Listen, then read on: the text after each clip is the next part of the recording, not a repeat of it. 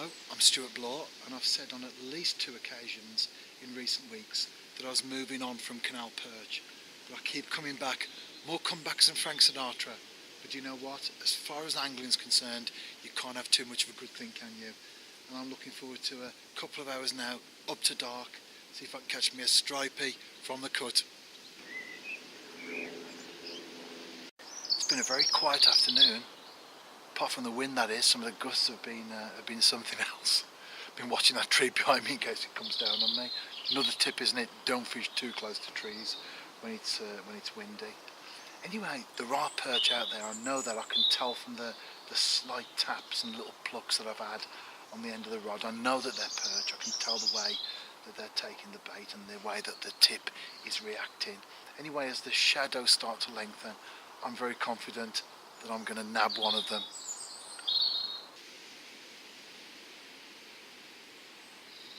I'm into the last few minutes of the session now, and it looks like I'm heading for that first Canal blank in a long time. Anyway, having said that, I'm still watching the rod tip, because you never know. As long as that bait's in the water, I've got a chance. But it is a cold day today, I will say that. A northerly wind, so quite bitter. And my toes are frozen, which is unusual for this time of the year, isn't it? That's normally something you experience in winter, but here we are in spring and I've got cold toes. Session number 2, let's see if I can catch something this time.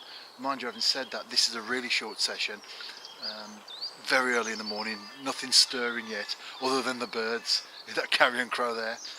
And we had an overnight frost, can you believe it? So it's certainly a tough week, this week so far as the conditions are concerned. But my bait's in that water and I've got a chance. I've got a busy day today. I'm off to Wales this afternoon. I've got some work to do before then, but I wanted to get a couple of hours in this morning. I don't know about you, but for me, fishing is a litmus test of how busy I am. If I'm too busy to go fishing, I'm too busy. So I always try to make sure that I've got time to get out there on the bank. It's part of that balanced life, isn't it? Nothing wrong with having a busy life, as long as it's a fulfilling one, of course. Nothing wrong with that.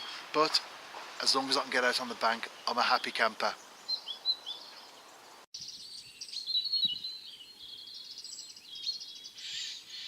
At last I'm into a fish.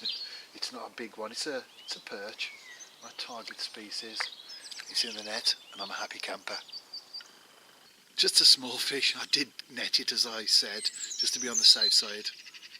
I needed to use a disgorger on that particular fish.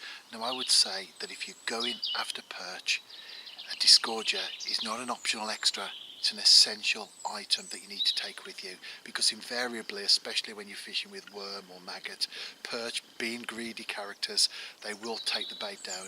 It's actually irresponsible to set out without one, so make sure you have a disgorger in your tackle bag. Well, the slow start to the week continues, just the one perch so far, but I've enjoyed the couple of hours or so that I've had this morning. How can you enjoy it when you've only caught one fish? Well, I had a pair of ravens fly overhead really low, calling in flight. I've been watching and listening to skylarks this morning, goldfinches, greenfinches, chiff-chaff singing, also a flock of fieldfares. They're late birds, of course. They were in migration flight.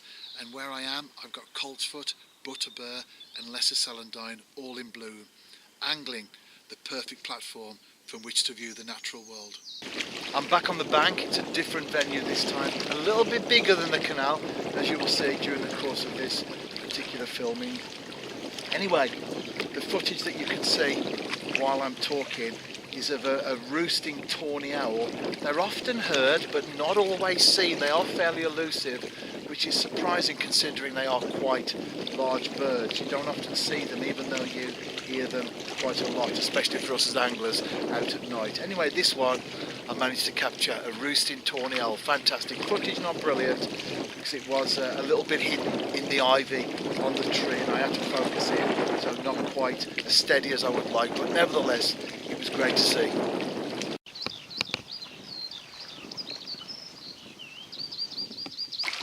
At last, I've been here a few hours and I've just hooked into a fish, and I have a feeling that this might be a bream. It's certainly not fighting anyway. Mind you, having said that, I do think it's a bream. Having said that, I'm just happy to catch anything. As the hours start to tick by and you haven't even had a tap, you're just happy to get a fish on the bank, aren't you? And hopefully that's where this one will be in a moment or two. As I said, I think it's a bream, and it is. I can see it out there, the water's quite clear. You get to know, don't you, when you've got a particular fish on. In this case, from the moment I hooked it, I knew that it was a bream. Small one, but hey, when it's your first fish of the day, very, very welcome indeed. And it's just gone in the net.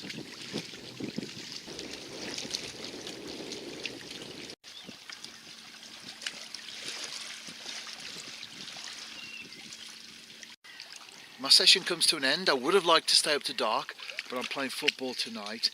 Anyway, there was another angler I found out in the end on the venue, right down the other side, and he actually blanked.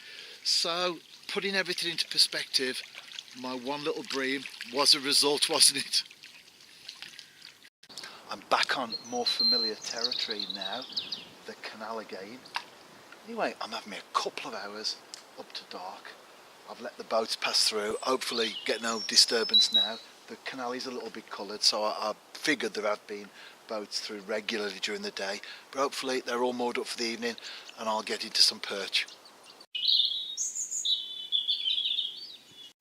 At last I think I've got a fish interested here.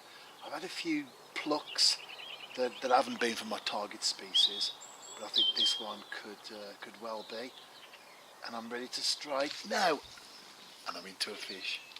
Oh, and it feels like a decent one. Although, having said that, I'm not sure what it is at the moment. You know, when a fish goes off and you think, is that a perch? Or is it a job? Anyway, I'll be able to reveal all in a moment. When I caught that bream on yesterday's session, I knew what it was instantly. This time, I'm not so sure. Although I think now it is actually a perch. Can you believe it? No wonder I was confused. It's a tench! I think this is the first tench I've had from the Staff's Worcestershire Canal. Just a small one, but it really went. And I've just reminded myself I have actually had them before, some years ago though, so they're not numerous. Great to catch. Actually my first tench of the year.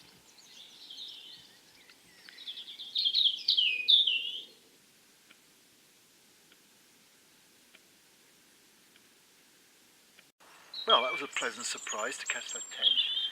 I'm just not used to catching them at all on here, so the moment I hooked into it, I didn't think tench. I was umming and ahhing between chub and perch, couldn't make my mind up, but of course, as soon as I saw the fish, I knew what it was. Thin, perfect, no mouth damage at all. Now, I don't like to make grand claims, but if I say that that fish has never been caught before, there's a good chance that that could be true. I'm on a section where I've never seen other anglers. Most anglers on the canals, certainly these days, tend to fish close to the access points. Now, when I was a kid, the canals were packed. You had to check the local newspaper on a Friday night to see which stretches were booked. And when a stretch was booked, the whole stretch went. Nowadays, you just turn up, and even if there is a match, it's usually 10 anglers, 12 anglers, so you just move on 100 metres past them and set up there. So the canals, as far as I'm concerned, are actually gems. There's some fantastic fishing here. There's some great peaceful fishing to be had. So if you live close to a canal, don't ignore it. Explore its potential. Right on dusk now that you can tell from the light levels, and I've just caught a perch. It's only a small one. There it is, and the hook actually came out in the net, so that was a close encounter. And just as I returned that fish and cast out, I had another take, hook pull this time, small perch. I think a shoal of them has probably moved in, and to back that up, my rod's starting to go again. I'm coming to the end of the session now, as you can see. It's quite dark, and I shall fish till as late as I can, really. You never know. Small perch, there might be a big one hanging around on there. It's pretty dark now, as you can see from the video. I'm into the final minutes of this session. I'm going to pack away, go home, have something to eat, got some work to do, spend some time with my wife, go to bed, get up at the crack of dawn or be on the bank by the crack of dawn for my final perch outing of the week. Will I actually catch something that's big enough to pose with? Well, we'll have to see, won't we? I'll see you in the morning.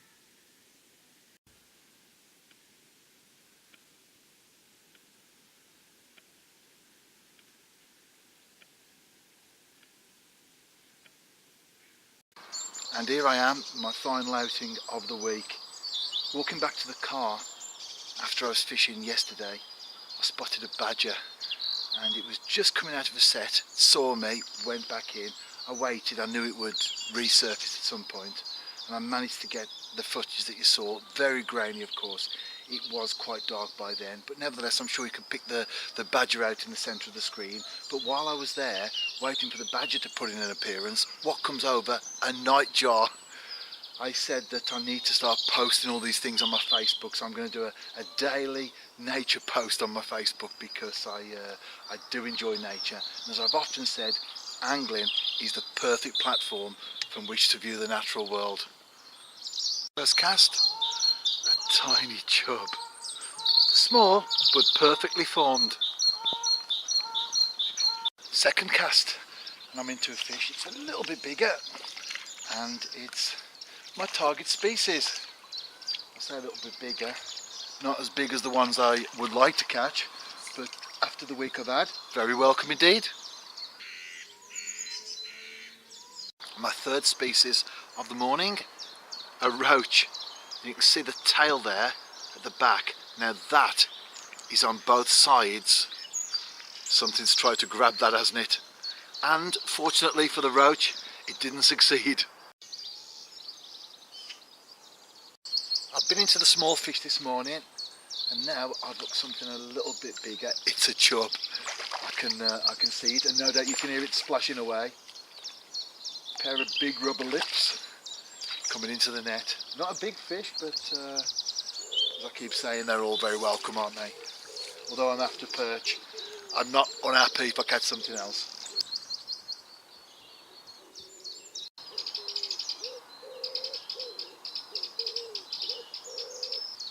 I think I might have a perch on here. I stopped filming with all the small fish, but I thought when I catch something a little bit bigger, I'll switch the camcorder on.